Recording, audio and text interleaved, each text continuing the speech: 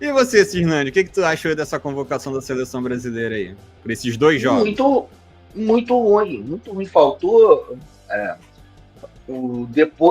Depois que o Rafinha jogou daquela maneira contra a Argentina, ele não deveria ser convocado.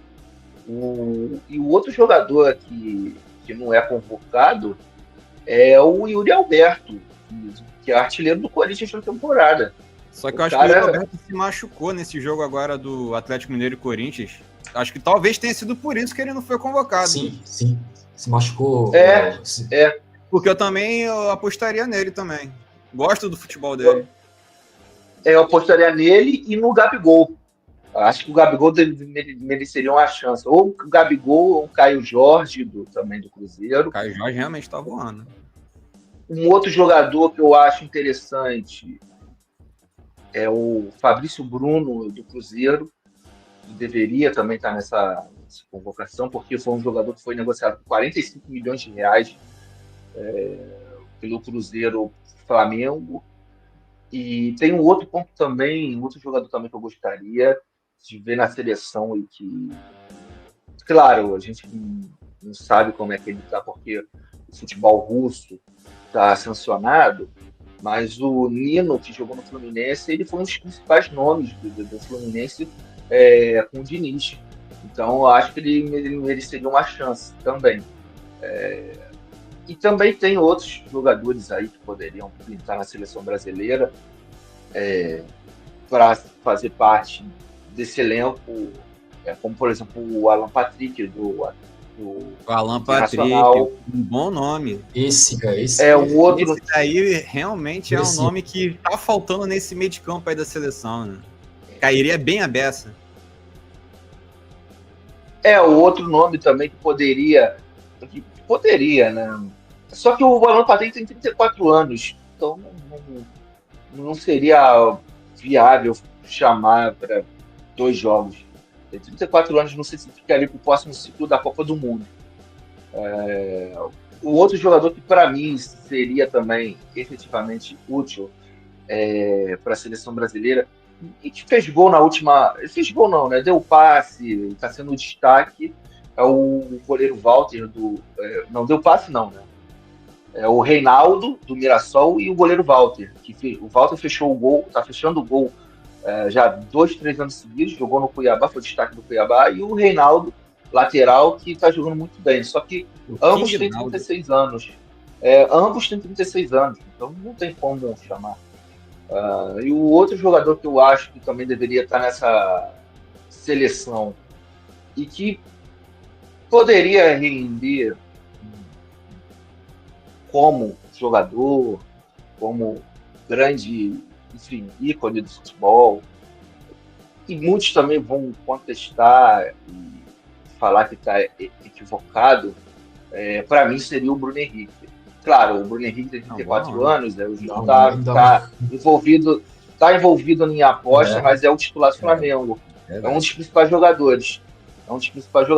E tem uma coisa um pouco estranha, né? Que o Carlos Augusto, ele era reserva do Lucas Piton e do Danilo Avelar. Ele era o terceiro reserva, né? Agora é titular da Inter. Não sei se vocês perceberam essa questão, esse destaque aí. E o Wesley, para mim, né, eu não chamaria, não. Eu chamaria o Marcos Rocha, que está bem, mas está velho, tem 37 anos, né? Mas foi destaque do Palmeiras. O Wesley jogou muito mal no jogo da Argentina. Eu não acho que ele seria útil para a seleção, não. Então, eu não gostei muito. Também não gostei do Andrés Pereira na seleção. Tem outros volantes muito melhores. Tem o Martinelli do Fluminense, que está jogando bem. Tem o Hércules também, do Fluminense, que jogou pra caramba na Fortaleza. Tem o Baralhas, Gabriel Baralhas do Vitória. Tem o Mateuzinho do Vitória. Você tem aí no ataque você tem também o grande jogador, né? Não vamos dizer o grande, né? Mas a grande contratação que é o Vitor Roque, que poderia estar na seleção. Então, assim, eu não vejo... Essa seleção, para mim, do Ancelotti é a mesma coisa e provavelmente não vai dar em nada. Tem a surpresa do André Santos, né? Que joga no Strasbourg, né? Da França. Que realmente ninguém esperava, né? Ele ser convocado, né? Ele jogou bem na época ele foi revelado na época do treinador Zé Ricardo. Ele também jogou ele também intercalava na época se eu não me engano, esqueci o nome daquele treinador, Milton do Cunha? Vasco. Não, Milton Mendes. Milton na Mendes, época Milton que Cunha é o carnavalesco. ele jogou muito naquela época de que o Vasco estava revelando muitos jogadores, e numa época que o Vasco revelou Paulinho, enfim, revelou também o próprio Andrei, enfim, revelou vários jogadores da base, e ele já era aquele jogador clássico, jogador bom de bola. Então acho uma boa assim, apostar nele, mas precisa ser mais do mesmo. O Casemiro também é mais do mesmo. Casemiro com certeza foi uma decepção ver esse cara novamente aí na seleção, né? De verdade. Na verdade, não, porque o Brasil não tem um primeiro volante que tem a saída de qualidade. E o Casemiro tem essa saída de qualidade. Só que os primeiros volantes do Brasil, a maioria deles são estrangeiros, né? Você pega o único que está jogando em alto nível em sequência é o Eric Pulgar, né? E o Eric Pulgar não é brasileiro. Você tem um outro volante, primeiro volante, que no Brasil também jogando em alto nível, que é titular lá do Atlético, que é o Fausto Vera, que também não é brasileiro. Então a maioria desses jogadores desses primeiros volantes clássicos não são brasileiros. E o Casemiro é a única opção que sobrou, né? Se sobrou, você pega. Então, assim, infelizmente, é um problema da base. É claro, você tem o Martinelli do Fluminense, você tem um outro grande jogador aí que a gente pode dizer que é grande jogador, mas vai jogando, que é o Zé Rafael, que faz o papel tanto de primeiro volante, segundo volante, meia e tal, mas depois que ele foi pro Santos, não tá rendendo. Então, até agora não vingou lá. Não vingou, então, é claro, eu chamaria o Zé Rafael também, tá? O Zé Rafael, porque ele tem 3 características boas. Ele é o chamado carregador de piano, né? Faz do box to box, joga tanto com a perna direita quanto com a perna esquerda, e tem um bom passe de qualidade e também um bom cabeceio. Então, o que falta para essa seleção brasileira aí. Então, e se tentar Rafinha, Rodrigo e... Não, o Rodrigo não tá, não, né? Não tá, não. Não tá.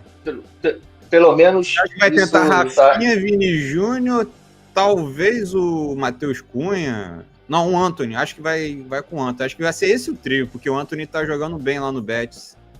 Acho que vai ser esse o trio ofensivo. Mas se botar... Não sei. Acho que ele vai botar o Richarlison. Acho que ele vai botar o Richarlison. Pode ser. Porque o Matheus Cunha, ele tá jogando um pouco mais recuado. Tá jogando como se fosse o segundo atacante lá na Inglaterra. Então, vai ser o Richarlison mesmo e vai passar raiva, tá? Pode ficar tranquilo que o Richarlison vai passar raiva. Se você gosta de ficar com raiva, assistir o jogo. Dá um sono. Eu já durmo já, 20 minutos, 30 minutos já tô dormindo, porque são toques sem objetividade, cara, não tem futebol. Os jogadores, o repertório desses jogadores são bons, os jogadores tecnicamente são bons. O que acontece é que eles treinam sem objetividade. Antigamente você treinava com objetividade, porque você dava uma determinada liberdade para o jogador de treinamento e o jogador driblava, fazia dribles, o que acontece hoje nos treinamentos. Isso eu percebi também no caso do Rogério Corrêa, campo de treino reduzido e treino com intensidade. Toda hora intensidade, e não tem um drible, uma jogada diferente. Então, assim, esses treinadores vai ser o Ancelotti vai ser mais do mesmo, tá? Ele vai jogar ofensivamente, mas vai ser mais do mesmo. E quem está esperando um time para frente pode ter certeza que vai passar raiva. Você vai ver aí a Colômbia jogando melhor que o futebol brasileiro.